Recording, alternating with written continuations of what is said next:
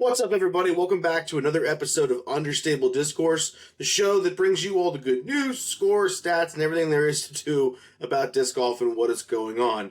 We have a really interesting episode to talk about this week because last weekend we had our second major of the year for the MPO field and our third major of the year for the FPO field with the Cool Bet Presents European Disc Golf Festival. Let's get into it. Looking at this event, there's been a lot of conversation, a lot of discourse about whether or not this course and the event itself felt like a major, deserved to be a major, or belonged on this height of stage. And honestly, I think it's a more complex question and complex answer than a lot of places are giving it credit for. There are certain sides of the aisle that are saying that this course absolutely 100% is challenging and deserves to be on the major circuit. There are other people who lean towards this course wasn't challenging enough at all, and we should not have courses this easy part of a major. And I think that the answer lies somewhere in the middle. Honestly, for me personally, I'll just say this. I feel like this course played easier than you would typically expect most major courses to play. Before I go any further, I want to make sure that everyone out there listening understands that what the European field was able to do, what the people of Estonia were able to put on, was absolutely incredible. And I would say that logistically, the background, the organization part, all of that, this might have been the most well-ran event that we have seen in disc golf in terms of making competitors feel like celebrities in this country and making them feel incredibly special, doing things for them, and just from top to bottom being an event that is different from the rest. And so that, to me, and this is one of the biggest issues we have right now, is that we are lumping everything together into one singular argument, where I believe that alone should be considered. That when we talk about the difficulty of the course, we're not saying that the Estonian people did poorly. We're not saying the event wasn't put on correctly. When I say that I think the course was a bit easier than we would typically see for most majors, I am only referencing the course itself, not the entire process behind the event. Because if you strip away the course, this is exactly what a major should have felt like in terms of what they did for the spectators, how they made the pros feel, and the general flow and structure of the entire event itself. But when you look at one piece of this major, which is the course, I would argue that this course definitely is a different skill set than we're used to seeing at a major. I think when most people think about majors in sports, or things that are equivalent to majors in sports, the top most important events that you're going to have during the year, you tend to think of things that are put in there to challenge a large number of skill sets, to create a certain degree of difficulty, pressure, stress, and that you're going to want something that allows the cream of the crop to separate themselves from the rest of the field. Did this course allow those things to happen? It certainly did. The cream of the crop rose to the top, and that is what you can see down the leaderboard for both the MPO and the FPO side. Did this course challenge or add a lot of stress to the players? It certainly did. The stress of having to play near perfect is a different kind of stress that we don't typically see applied to players, and we only see it a few times during the year at courses like Waco, or at events like Waco with the Beast and the Preserve. However, did this course challenge a wide variety of skill sets for the players? I would argue that it didn't. I would say that the players really only came into this weekend having to use 50 to 60% of their toolkit, and it was just about using it over and over and over and over and over again, and hoping not to be the one who makes the mistake, which I think there is a place for that kind of disc golf. The question is it at a major? Now, what I think is, if we have this event and we do this for several years, could this be a type of major that we see? Absolutely, it could be. Should there still be adjustments made to the course? 100%. Because I think that this is almost there. If we make a few adjustments, and I'll go over one of them here in a moment about what I mean as an example, you'll see that small things can really make a course just a little bit harder, but also allow the same kind of feel and structure without much stress added to the groundskeeping for making different changes to the venue. And one of the areas that we can really see that is if you look at the different layouts they had for the course. In rounds 1 and 2, they had layout A with a pin positions, and in rounds 3 and 4, they made a couple micro adjustments to just a few holes. And we can see in those micro adjustments how they made a difference. And the best example of that is if you look at hole 2. So in rounds 1 and 2, hole 2 was a 279-foot par 3. And for the MPO field, because I'll address this here in a minute with the FPO field, we have to look at them a little bit differently here. I think this course played well for FPO, but for the MPO field, hole 2 averaged half a stroke, so 0.52 strokes under par for the first round, and 0.36 strokes under par for the second round. So, by and large, a relatively easy hole, one of the easier holes on the course. In round 3 and 4, they push it from 279 feet to only 312 feet. That's only an addition of 33 feet to the hole, but what we see to the score is it changes it down to a 0.12 strokes under par before the cut and after the cut. So the best players left in the field only shot a 0.1 strokes under par. So that 33 feet of difference, the little bit of angle, the little bit of change, that little bit of extra distance, it added around 0.3 to 0.4 strokes harder score than it did before. So what I'm hoping is that they look at things like this and they take this same property, these same grounds, and they say, man, we can make some micro adjustments and really push the envelope with some of these things. Now imagine across the board if they found a way to take 9 or so of these holes and shave 0.3 or 0.4 strokes on average off of those holes.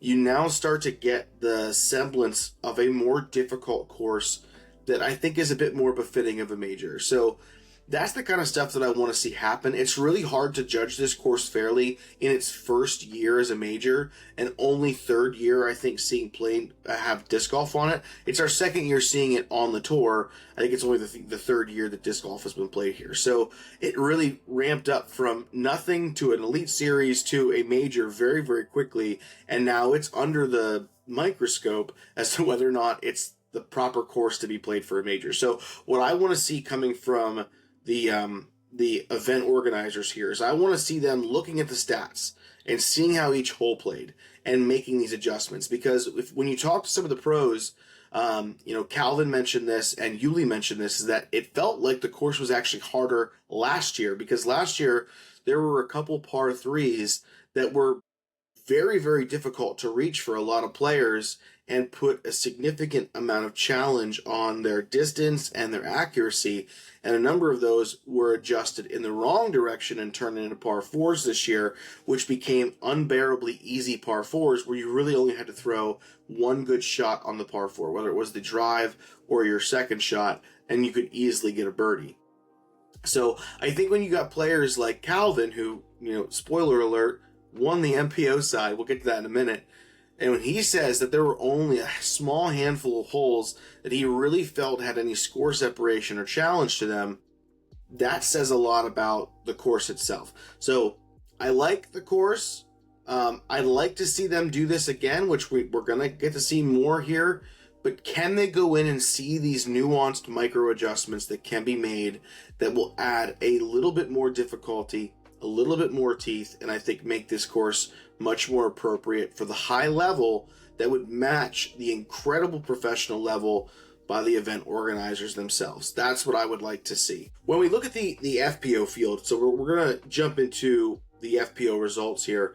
We saw a very interesting event and how it played out. And I think, personally, this course much more suited the FPO field than it did the MPO field, because we're looking at scores anywhere in the range of top scores for rounds of 5, to 9 strokes under par. I think that's a really solid course setup that provides difficulty. I think the distances here made the most sense. So this is, I think, 100% a course that would have been that is very, very good for the FPO field. And this might be one of the first times this year where rather than the MPO field having a good course and forcing the FPO to stretch themselves, this is one of the first times where the FPO field has the better course and the MPO kind of has to crouch down and fit themselves into what is more appropriate for the FPO field.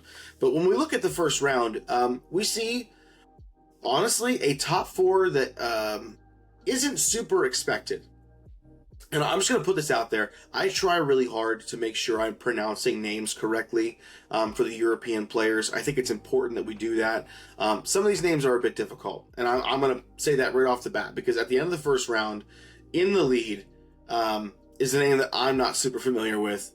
And I don't think I've ever heard anyone from... I don't think I've ever heard her actually say her own name. So I'm just going to say Klesberga. I think that's close. I apologize if it isn't, but she finishes with 8 under par in the lead, and behind her is probably the only person that I'm not surprised by. That's Valerie Mandujano shooting a 6 down round, which honestly, really solid round considering the course.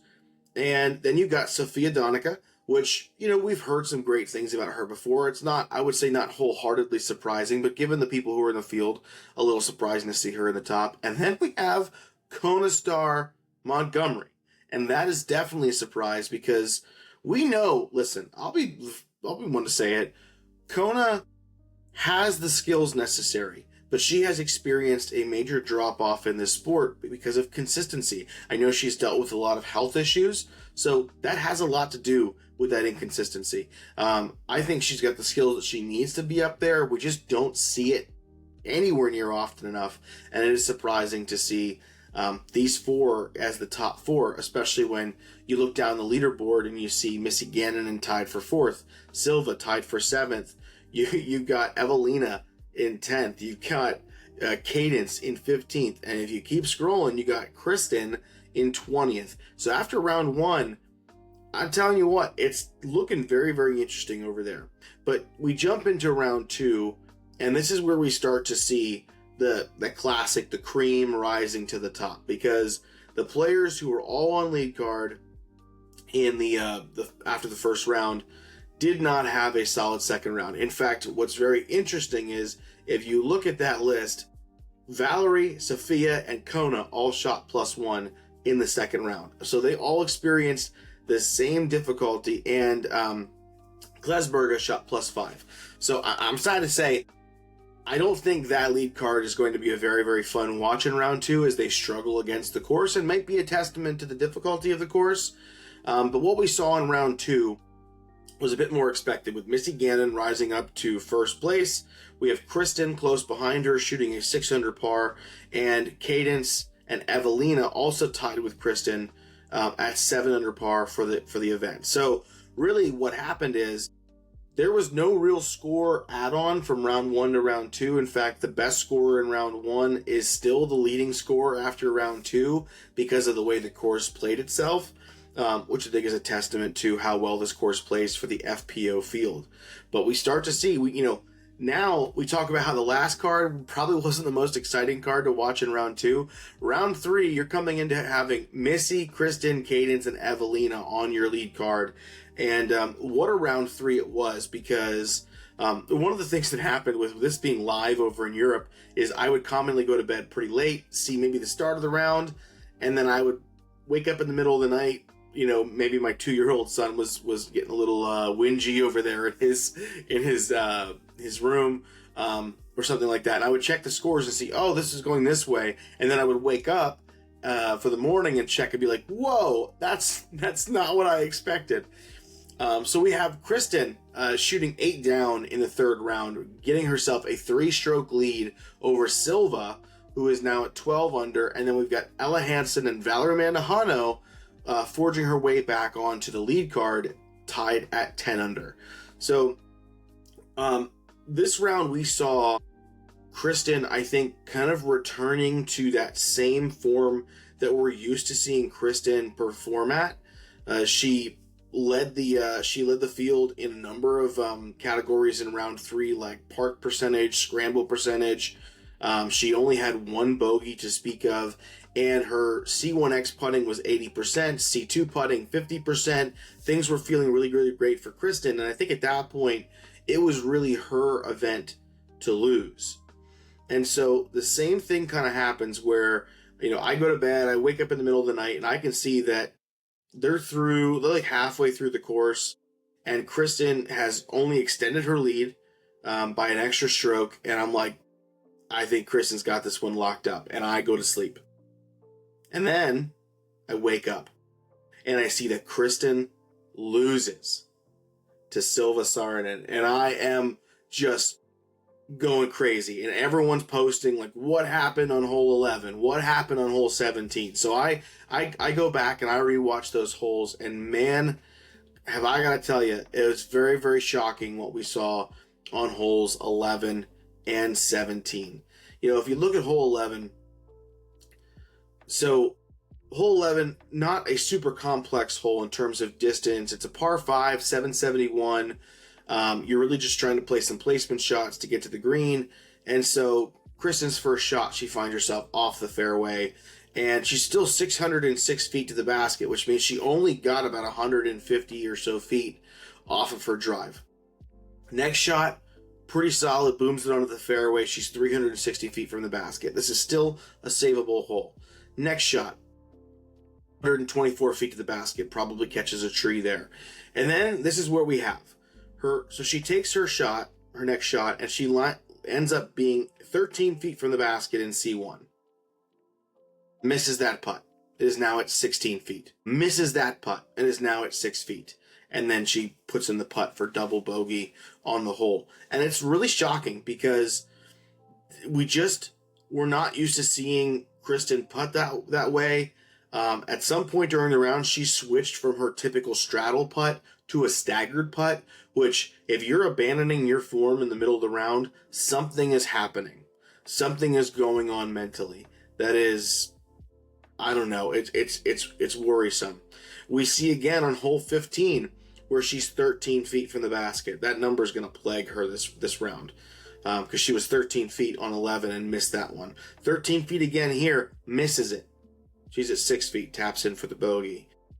And so we work our way all the way up to the end of the round, right? At this point, we find ourselves in a position where Kristen has just been leaking her lead. Silva gets a very fortunate kick from a tree, a little tap, a little smooch off the tree to put herself in birdie position on 17, and she gets the birdie, no problem. She's looking very confident at this point. Her putt's looking incredibly clean, and it's not very, very surprising. At that point, Kristen throws her shot, and she ends up short, deep C2, gives it a solid bid, and, doesn't cash it, but she finds herself at that magic distance again. You know it. Say it with me. 13 feet. So Kristen is now at 13 feet, and if she puts this in, no big deal. She still is in a good position here. Misses the 13-footer. Misses the next 13-footer. Puts it in for 3 for double bogey. And now we're in a position where she has absolutely just played herself to 3 strokes back of Silva, making this the easiest thing for Silva to do. If Kristen would have just clutched up on that first 13-footer, she would have gone into that last hole only down by 1 stroke. Still plenty of pressure to be applied on Silva going into 18. And Silva didn't birdie 18. Now, she had a 3-stroke lead, so she didn't really have to worry about that. She just had to get her disc inbounds. But what was louder than the actual misses was how Kristen missed the putts. It wasn't like she stepped up, went through her normal routine, missed the putt. Stepped up, went through her normal routine, missed the putt. She walked up to that first 13-footer, spent 0 time at all looking at the putt, putted it, missed. Walked to that 13-footer, spent 0 time looking at it, putted it, missed, walked up, tapped it in. The entire time it took to do those 3 putts were probably how long it would be to do her one normal routine at the one putt. And it just, like that, it felt as if she gave up. And it's shocking. It's shocking. It's just something that we are not used to seeing in the slightest bit. And if you look at the stats for Kristen's round in round 4, she was 44% from C1X, 0% from C2.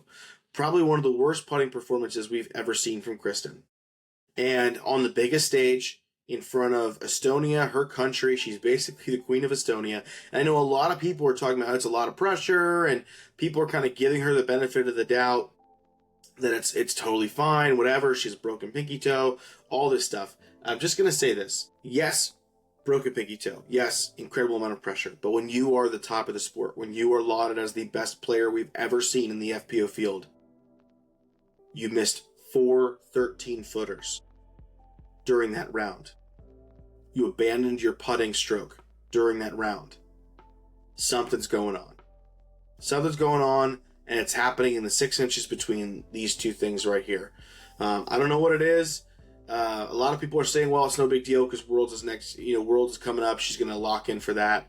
I think this is the first time in Kristen's career, at least since the beginning of her career, where she's had somebody willing to step up and take a win. Kristen is the kind of player, I think, historically, who she just puts so much pressure on those around her. They end up making mistakes, and she just waltzes in because she's willing to be patient, be consistent. And this is the first time where we're seeing players like Silva and Evelina starting to do it, where they are taking wins. They are not faltering down the stretch and allowing Kristen to just be consistent and walk into the podium. They are actively reaching out ahead and taking the win. And so Kristen is, I think, going through something right now, and I hope to see her, figure it out and get more competitive. But she still finished in second place. Let's not forget that. Still one of, if not possibly the best FPO player currently playing right now. But it is getting difficult. We're looking at that top list of Evelina, Silva, Holland, Kristen. Who is the number one pick going into Worlds? And that's going to be a very, very difficult discussion to have. But let's not miss an opportunity to say humongous congratulations to Silva Saarinen, who, as much as Kristen gave up that round, it would never have mattered if Silva Saarinen hadn't played the lights out that round and put the pressure on Kristen. And when Kristen made mistakes, Silva stepped on Kristen's neck, and she made it her major to lose. And Silva did it. She did it. First ever major champion, massive win for her. And I just see Silva's stock going up and up and up, and it's to the moon. It's what the limits for what she's able to do. So massive congratulations to Silva. Super excited to see her win another week and another first time doing something, whether it's a first time winner or first time major winner. Now let's talk about the MPO side.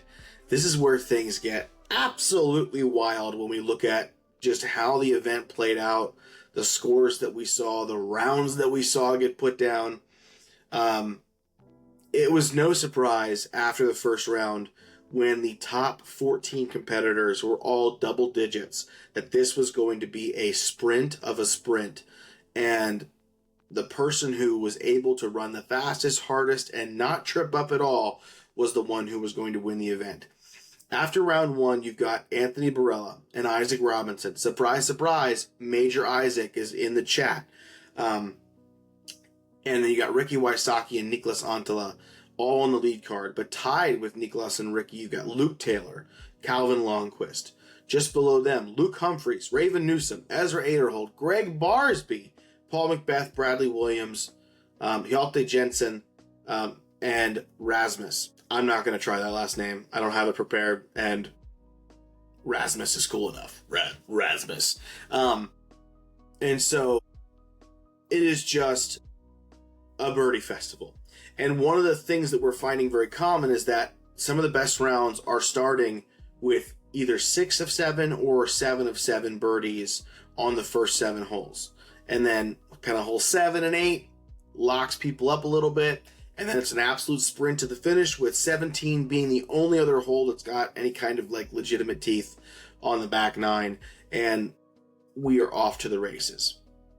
In round 2, We see one of the most impressive rounds probably ever put on camera.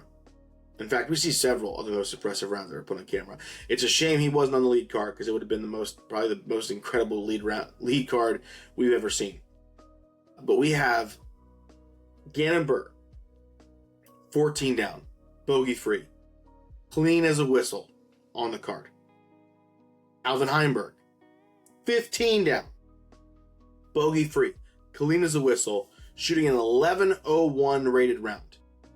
AB, 12 under, respectable, still in second place, shooting a almost clean 1 bogey, 12 under par. And then at the top of the leaderboard, Mr. Major himself, Isaac Robinson, shoots a clean 15 under par. And not only does he shoot 15 under par, but he caps off the round with a 476-foot ace on hole 18. Guys, it's electricity in the air.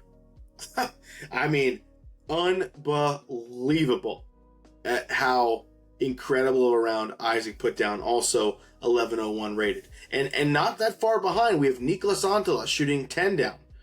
Lauri Lehtinen shooting 11 down. Ricky, 8 down. And we've got players that are still within semi-reach, but I mean, within 5 or 6 players, the gap is getting wide. And everyone's eyes are on Isaac Robinson. Is he going to do it again? Is he going to take the lead and never look back? Going into round 3, we have an incredible lead card to watch. And we thought that 15 down was going to be the hot round of the event. We were very, very wrong. Gannon Buhr shoots another blazing 14 under par to tie the lead with Isaac, who only shot 9 under par. Hard to say it, but 9 under par, not that great of a round out at this course. Not that great of a round at this course. Isaac looked a little out of control, but he still maintains a tie for the lead with Gannon. And we have the Vlog Squad duel coming in round 4. Calvin shoots a 12 under par, keeping himself right there in the mix, only 1 stroke back. Niklas Antila, 11 under, to be 4 strokes back of the lead. AB lets a little bit loose on the third round, shooting 8 under par to be 4 strokes back. If you would have replicated his 12, he'd be right there tied for the lead. But, as if to say, guys, do not forget about me, Paul McBeth comes out and shoots a 16 under, clean round, only missing hole 8 and hole 11. An 11.08 rated round. That's 3 1100 plus rated rounds in this event. Remember, I said this course was playing pretty easy. And he finds himself on lead card. Going into the final round, we got Gannon, Isaac, Calvin, Paul, lead card. Buddy, is it going to be an intense final round? And you got Niklas and AB chasing. And honestly, even though Luke Humphreys and Ricky are on that card too, they're just too far out of it by now. They're 10 strokes back. There's just no way. There's no way. So going into the final round, we have an absolute barn burner. We'll start off with the simple ones. AB puts on a light show, going 8 down in the first 9 holes to put himself in contention. He's going to have to shoot near perfect to even make a run at the lead here. Paul McBeth comes out pretty hot himself, but has a trip up with a par and a bogey on 7 and 8. He shoots 12 down and finds himself at 45 under. AB struggles in the back 9, having a couple bad moments, and he finishes at 43 under in 5th place. So it comes down to the 3 people who we originally thought it was going to come down to. Is it going to be Gannon, Isaac, or is it going to be Calvin? And the round starts pretty straightforward with the 3 of them doing extremely well through 6 holes. We hit hole 7, Isaac double bogey, and a really sloppy looking double bogey. Hole 8, par for Calvin and Gannon. Bogey for Isaac Robinson. At that point, Isaac's chances were looking slim, and we were having a race between Calvin and Gannon. Hole 9, Gannon, bogey. But then he goes on a 6 birdie streak. Calvin, meanwhile, just sits back collecting birdies. Birdies, and birdies. And we get to hole 17. On hole 17, Gannon takes a par, and Calvin finds himself with a putt from 22 feet to to take the solo lead going into hole 18. To get an extra stroke going into hole 18 to go up by 2 and put the dagger in the heart of Gannon Buhr. Misses it. Oh, misses it. And that's when you start to say, oh my word, is this the Calvin that we've seen before who misses putts low or misses putts down the stretch? Calvin's never won a major before. Like, is he going to crack under the pressure? Get to hole 18. Gannon Buhr finds himself in prime position, being only 16 feet from the basket. That's pretty much that's a lock-in. Gannon's making that putt. Calvin puts himself to 42 feet. And we start hearing that in our minds. This is going to be the same Calvin? Same Calvin? He steps up to putt before everybody else. Takes a few extra pumps. Getting that disc right up there in front of his face. Getting ready for it. And nails it. Absolutely center of the chains. Huge celebration coming from Calvin. Big celebration coming from those around him. And makes himself a first-time major winner. And we now have 2 first-time major winners at this event. It's just incredible to see the way Calvin played down the stretch. And one of the most incredible statistics of the tournament that's going, unsaid by a lot of people. But we got you here over at Understable Discourse. We know the stats. We know what's going on. Calvin Heimburg led in a number of categories. He led in fairway hits. He led in, he had no double bogeys. He led in bogey percentage, only 3 bogeys in the entire weekend. He led in the birdie percentage. He led scramble. He led C1 in regulation. He led strokes gained tee to green. But you know what? He led in the only person for the entire event for 4 rounds to go with 0 OB strokes. Gannon had 3. There's the difference. Nicolas had 3. Calvin played a nearly perfect event, and I tell you what, it was incredible to watch. And I know you're probably saying, Gary, wait a minute. You said that this course was too easy, but you said it was incredible to watch. What's the dealio there? Let me tell you something. The course may have been easy, and I think you have the opportunity for stuff like this, for shootouts down the stretch. But there's always a risk that, let's say, a number of players don't play well in the very beginning, and Calvin takes an early lead. Then the round doesn't get as exciting. But ultimately, it was a fantastic weekend. Huge props to the Estonian people for an incredible event. It was a great, great time. But hey, that's going to do it for this episode of Understable Discourse. We have Worlds, not this weekend, but the following weekend. So make sure you come back next week for our big Worlds preview. We're going to talk about all the players who have a chance to win. We're going to talk about the courses in great detail. It's going to be a banger of an episode, and we're going to have an absolute blast doing it. We also have some really cool new content coming out very, very soon. I'll tell you more about that next week. And until then, thanks for being here. Hope you enjoyed the video. Make sure to subscribe, leave a like, comment down below what you want to see and what you think of the course. And let me know if you thought it was too easy or if it was the perfect amount of easy for this major. What are your thoughts? But until next time, make sure you go out there, play some disc golf, watch some disc golf, and this is Understable Discourse. See you later.